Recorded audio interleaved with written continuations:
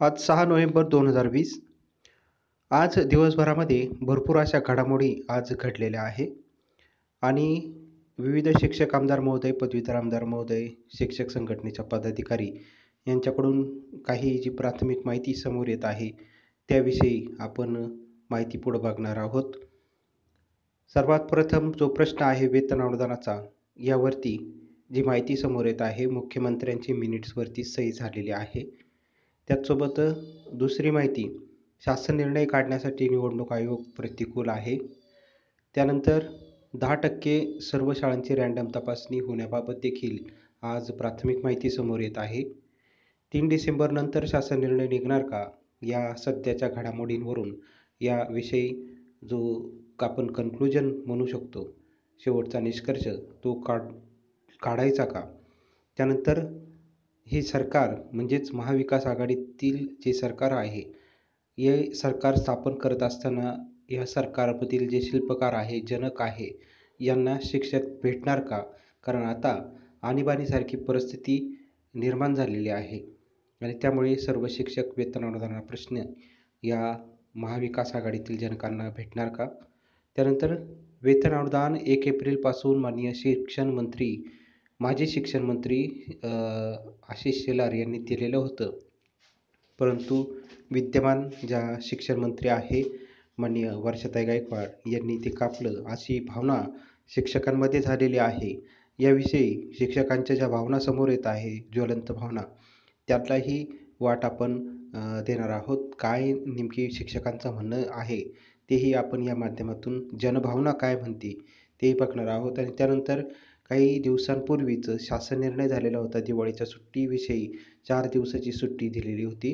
परंतु काही शिक्षक संघटनांनी त्यामध्ये प्रामुख्याने शिक्षक भरती असेल किंवा इतर ज्या संघटना आहेत, ज्यांनी मुख्यमंत्री, उपमुख्यमंत्री, शिक्षण मंत्री यांच्याकडे निवेदनं देऊन आणि पाठपुरावा करून ही जी सुट्टी आहे ती उद्यापासून म्हणजेच 7 तारखेपासून 20 तारखेपर्यंत चा शासन निर्णय आता पुन्हा निर्गमित झालेला आहे.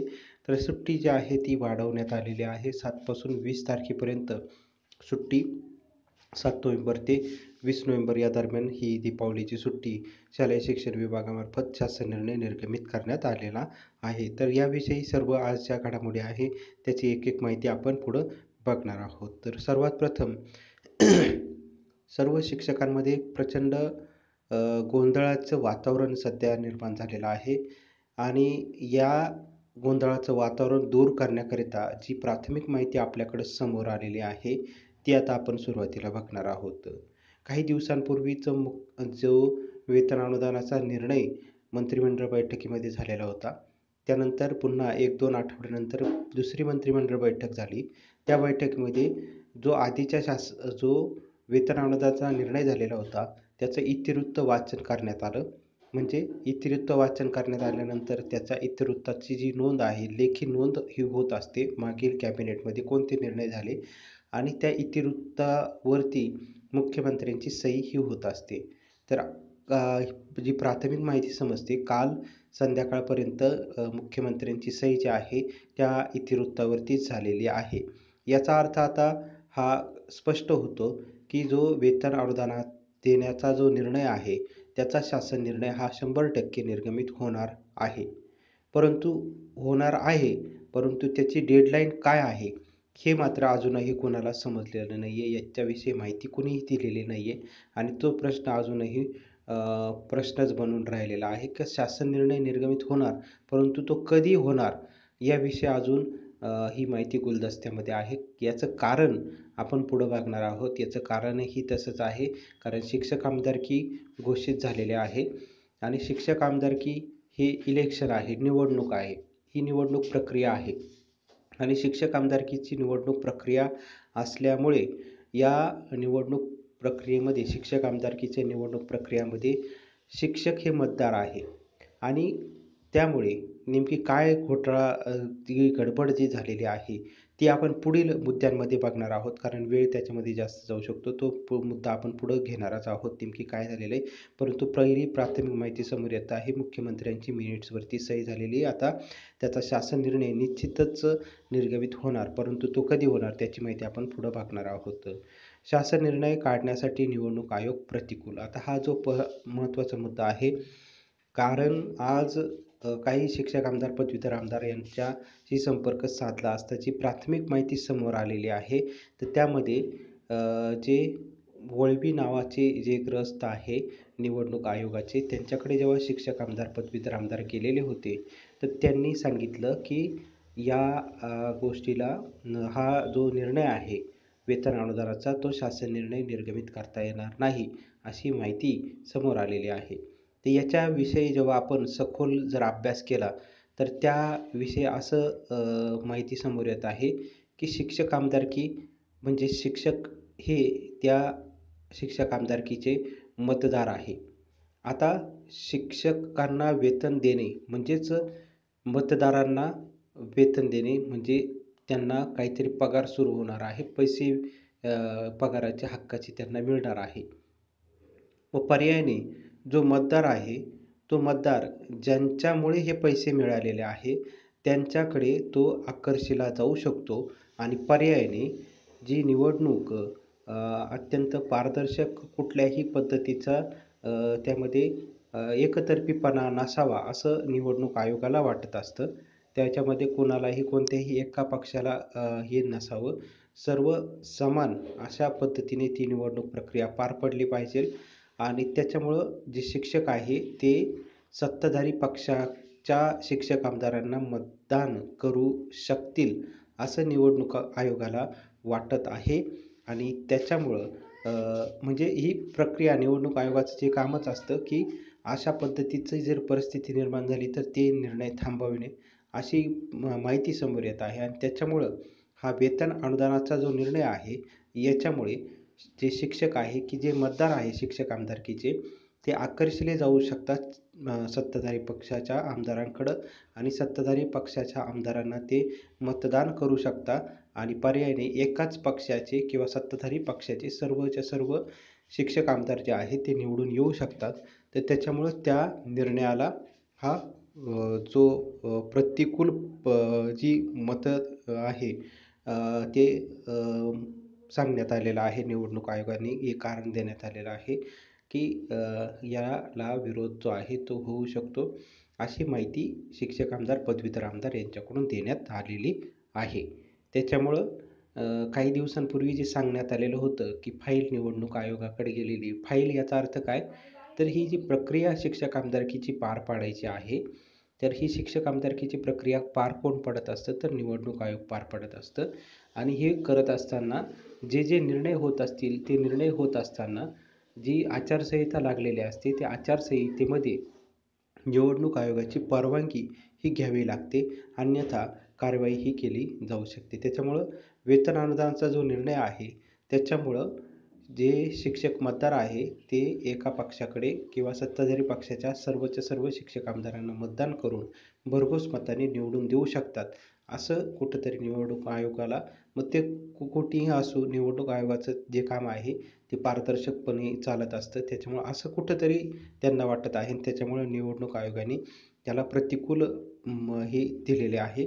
परंतु हे आत्ता जी परिस्थिती उद्भवलेली आहे, ही परिस्थिती शासनाला पर्यायाने जे महाविकास आघाडीतील सर्व घटक पक्ष आहे, त्यांचे जे कॅबिनेट दर्जाचे मंत्री महोदय आहे, यांना ही परिस्थिती माहिती असेल याआधीच आणि त्याच्यामुळेच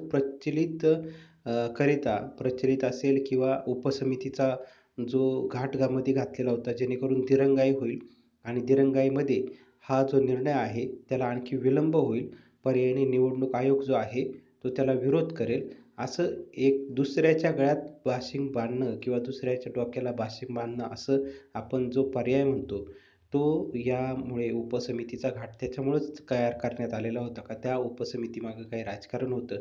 तर हे आता असे जे फटके आता शिक्षकांना बसू लागलेले आहे निवडणूक आयोगाचा, तर ही सर्व प्रक्रिया कॅबिनेट दर्जाच्या मंत्र्यांना माहिती असताना देखील त्यांनी लवकर निर्णय होऊ न देता उपसमितीचा घाट घातलेला होता आणि त्याच्यात दिरंगाई करण्यात आलेली होती. तर पर्यायाने विलंब करण्याचा म्हणजेच शासनाची मानसिकता ही काय आहे, ही या ठिकाणी दिसून येत आहे. त्याच्यानंतर आज पुन्हा जी पुढची प्राथमिक माहिती समोर आलेली आहे, 10% सर्व शाळांची रँडम तपासणी होणार आहे अशी माहिती समजते. मग आता ती खरंच होणार का होणार नाही याविषयी मात्र अजून खात्रीलायक बातमी समोर आली नाही. पण प्राथमिक माहिती समजते का आता जो काळ शिल्लक राहिलेला आहे, कारण आता शासन निर्णय हा डिसेंबर नंतरच जाण्याची शक्यता आहे आणि त्यामध्ये रँडम तपासणी जी आहे ती केली जाऊ शकते. मग आता 10% जर सर्व शाळांची रँडम तपासणी करायची जर तुम्हाला होती, शिक्षकांचा आता असा प्रश्न आहे की 10% सर्व शाळांची रँडम तपासणी करायची होती, तर मग एवढ्या दिवसामध्ये तुम्ही का केली नाही? मग त्याच्याकरिता कशाला उपसमितीचा घाट घातलेला होता? असा देखील प्रश्न निर्माण केलेला होता. मग भाजप सरकारने, देवेंद्र फडणवीस सरकारने जो 10% शाळांची तपासणी करून देखील ते 1 एप्रिल 2019 पासून वेतन अनुदान देणार होते आणि तुम्ही तर आता 1 नोव्हेंबरपासून वेतन अनुदान देणार आहे. असं का केलं? असा देखील प्रश्न. आता अशी परिस्थिती उद्भवल्यामुळं 3 डिसेंबर नंतर, कारण 1 डिसेंबरला आमदारकीचं इलेक्शन होणार आहे, निवडणूक होणार आहे आणि त्याच्यानंतर 3 डिसेंबरला निकाल लागणार आहे. म्हणजे 1 डिसेंबर किंवा 3 डिसेंबर नंतरच ही वेतन अनुदान शासन निर्णय जो आहे तो निर्गमित होऊ शकतो. त्याची प्रक्रिया जी आहे, मिनिट्स निघाले याचा अर्थ शासन निर्णय हा 100% निघणारच आहे. परंतु तो केव्हा निघणार याचा जो मुहूर्त आहे तो 1 ते 3 डिसेंबर नंतरच शासन निर्णय हा निर्गमित होऊ शकतो. अशी सध्याचं वातावरण जे आहे ते पोषक वातावरण 1 ते 3 डिसेंबर सध्या आपण म्हणू शकतो. कारण निवडणूक आयोगाचा त्याला विरोध जो आहे, प्रतिकूल परिस्थिती ही होत आहे. त्याच्यामुळे शासन निर्णय हा 3 डिसेंबरवरतीच जाऊ शकतो. त्याच्यानंतर आता ही परिस्थिती शिक्षकांवरती ओढवलेली आहे. दिवाळी देखील काळी अंधकारमय झालेली आहे आणि नाईक सर जे आहे ते आता 16 तारखेपासून आयुक्त कार्यालय पुणे येथे आमरण उपोषणाला बसणार आहे आणि या उपोषणाला महाराष्ट्रातील सर्व जे शिक्षक आहे हे साथ देणार आहे. कारण शिक्षकांवरती अत्यंत वाईट परिस्थिती ओढवली गेलेली आहे. दिवाळी शिक्षकांच्या अंधारात जाणार आहे आणि पर्यायाने शिक्षक आमदारकीला फार मोठा फटका हा बसणार आहे आणि पर्यायाने आता जे आंदोलन आहे ते अत्यंत तीव्र पद्धतीने जर आंदोलन आयुक्त कार्यालय या ठिकाणी जर झालं, तर त्याच्यातून काही मार्ग निघू शकतो का? आधीच वाढीव वेतन जे आहे ते मिळू शकतं का? हे पाहणं आता औत्सुक्याचं ठरणार आहे आणि त्याच्यामुळं शिक्षकांमध्ये आता ही देखील चर्चा सध्या सुरू झालेली आहे का महाविकास आघाडी ज्या घटक पक्ष आहे आणि त्या घटक पक्षाचे जे सर्वोच्च नेते आहे, त्या नेत्यांना भेटून हा जो प्रश्न आहे, कारण त्यावेळेस सगळ्यांनी सांगितलेलं होतं, महाविकास आघाडी जेव्हा 3 घटक पक्षांचं एकत्र येऊन ही महाविकास आघाडी बनलेली होती, तर त्यावेळेस सांगण्यात आलेलं होतं, हे आपलं सरकार आहे, हे आपलं सरकार आहे, हे आमचं सरकार आहे, असं त्यावेळेस फार मोठ्या आवाजामध्ये त्याची बॅनरबाजी देखील झालेली होती. मग आता हे आपलं जर सरकार असेल, तर मग आपल्या माणसांकडे जाणं हे शिक्षकांना योग्य वाटतंय आणि शिक्षक जे आहे ते महाविकास आघाडीतील प्रामुख्याने पवारसाहेब आहे, शरद पवार साहेबांना भेटणार का? सुप्रिया सुळेताईंना भेटणार का? त्याच्यानंतर मुख्यमंत्री उद्धवजी साहेब ठाकरे यांना भेटणार का? त्याचसोबत बाळासाहेब थोरात साहेब जे आहे महसूल मंत्री यांना भेटणार का? हा प्रश्न सध्या निर्माण झालेला आहे. त्या दृष्टीने विविध शिक्षक संघटना या भेटीचं नियोजन जे आहे ते करायला सुरुवात देखील झालेली आहे आणि लवकरात लवकर पुन्हा शरद पवार साहेब, सुप्रिया सुळेताई, त्यानंतर मुख्यमंत्री उद्धवजी ठाकरे साहेब आणि महसूल मंत्री बाळासाहेब थोरात यांना सर्व शिक्षक जे आहेत ते जाऊन भेटण्याच्या तयारीमध्ये आहेत आणि त्याचसोबत आंदोलन देखील आयुक्त कार्यालयात या ठिकाणी नाईक सर आंदोलन देखील करणार आहे. अशी परिस्थिती सध्या भविष्यामध्ये ओढवण्याची शक्यता आहे आणि भेट घेतल्यानंतर पुन्हा काही निर्णय निघतो का? कारण पायदिंडी मागे संगमनेर या ठिकाणी आल्यानंतर काही दिवसातच शासन निर्णय निर्गमित झालेला होता. त्याचसोबत प्राथमिक, माध्यमिक, उच्च माध्यमिकचे जे शिक्षक आहे यांनी संगमनेर येथे जाऊन महसूल मंत्री बाळासाहेब थोरात साहेब यांची देखील भेट घेतलेली होती आणि सर्व उपसमितीची लवकरात लवकर बैठक घ्यावी याकरिता देखील साकडं घातलेलं होतं आणि त्यानंतर लवकरच उपसमितीची बैठक झालेली होती. त्यामुळे पुन्हा आता शिक्षक थोरात साहेबांना संगमनेर येथे जाऊन भेटणार का? त्याचसोबत बारामतीला जाऊन शरद पवार साहेबांना भेटणार का? किंवा मुंबईला जाऊन ठाकरे साहेबांना भेटणार का? हा प्रश्न आता उद्भवलेला आहे आणि याविषयी शिक्षक संघटनेच्या पदाधिकाऱ्यांद्वारे या तीनही घटक पक्षाचे जे प्रमुख नेते आहे त्यांना भेटण्याचं नियोजन जे आहे ते करण्यात आलेलं आहे आणि लवकर ती मोठी घडामोड ही आपल्याला पाहायला मिळू शकते. त्यानंतर शिक्षकांमध्ये अशी देखील आता चर्चा सुरू झालेली आहे का वेतन अनुदान 1 एप्रिलपासून माननीय माजी शिक्षण मंत्री आशिष शेलार यांनी दिले. परंतु आत्ताचा विद्यमान ज्या शिक्षण मंत्री आहे प्राध्यापक गायकवाड ताई यांनी कापले, असं वर्षाताई गायकवाड यांनी कापले, असं देखील चर्चा आता शिक्षकांमध्ये रंगलेली आहे. कारण भाजप सरकार, देवेंद्र फडणवीस सरकार यांनी शिक्षकांना 1 एप्रिल 2019 पासून वेतन अनुदान देण्याचं ठरवलेलं होतं आणि त्याच्यामध्ये 10% रँडम तपासणीची अट देखील होती. तीच तपासणीची अट देखील अजून देखील आहे. ती अट काही काढण्यात आलेली नाही आहे, अशी प्राथमिक माहिती समोर येते. मग भाजप सरकारने जे 1 एप्रिल 2019 पासून देण्याचं जे ठरवलेलं होतं, ते आता जे विद्यमान शिक्षण मंत्री आहे प्राध्यापिका वर्षाताई गायकवाड त्यांनी 1 नोव्हेंबर 2019 पासून देण्याचं ठरवले. म्हणजे जवळपास याच्यामध्ये 15 ते 20 महिन्याचं शिक्षकांचं वेतन जे आहे ते कापलेलं आहे आणि त्याच्यामध्ये प्रचलितचा मुद्दा देखील नाही आहे. त्याच्यामुळं ही भावना शिक्षकांमध्ये सध्या निर्माण झालेली आहे का वेतन अनुदान 1 एप्रिलपासून माननीय माजी शिक्षण मंत्री आशिष शेलार यांनी दिलेलं होतं. परंतु विद्यमान शिक्षण मंत्री प्राध्यापिका वर्षाताई गायकवाड यांनी हे वेतन जे आहे हे कापलेलं आहे. त्याचसोबत दीपावलीच्या ज्या सुट्ट्या आहेत त्या 7 तारखेपासून 20 तारखेपर्यंत घोषित करण्याचा शासन निर्णय माननीय वर्षाताई गायकवाड यांनी घेतलेला आहे.